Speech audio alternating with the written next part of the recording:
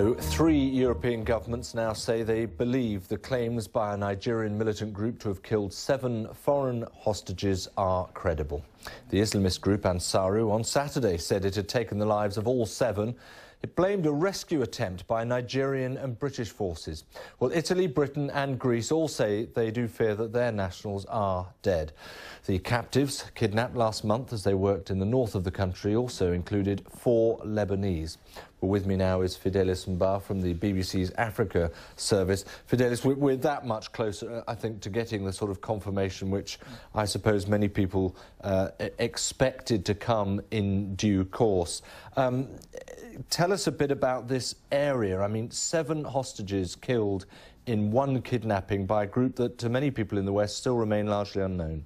Yeah, starting with the group Ansaru. Ansaru is an offshoot of the dreaded Boko Haram, which has actually been unleashing violence in northern Nigeria.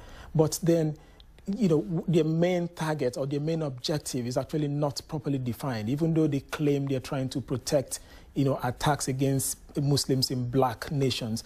But then their modus operandi is actually not properly defined, because right now they've changed gear in terms of now kidnapping people and killing them. Before now, they attacked soldiers who were being deployed to Mali. They attacked government forces. They also tried to kidnap people just to hold them. But then killing, this is like the 3rd time they are linked to killing of foreign hostages, and this is like the highest in the history of Nigeria. Right, even given, I mean, you've covered the Niger Delta for long enough, you were out there, and kidnapping is a way of life almost there. It's worse than any incident there?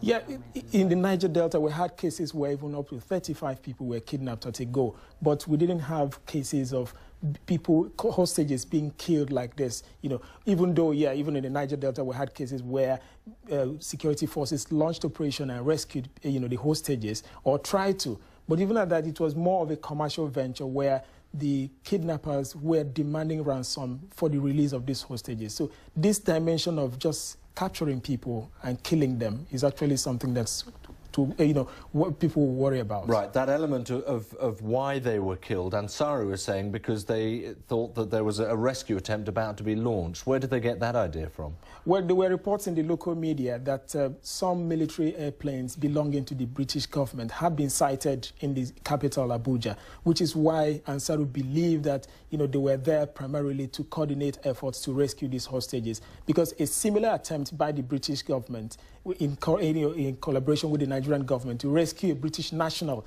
last year in northwest Nigeria failed, resulting in the killing of that hostage. So maybe they were thinking that this is actually a similar operation, which is why they decided to carry out this threat. And they carried out the threat because they had issued a threat that they are going to kill them, and now they've succeeded and, you know, gave out pictures, which is something some of us really didn't doubt, because they've actually not made spurious claims in the past of just threatening and not carrying it out. Fidelis, thanks very much.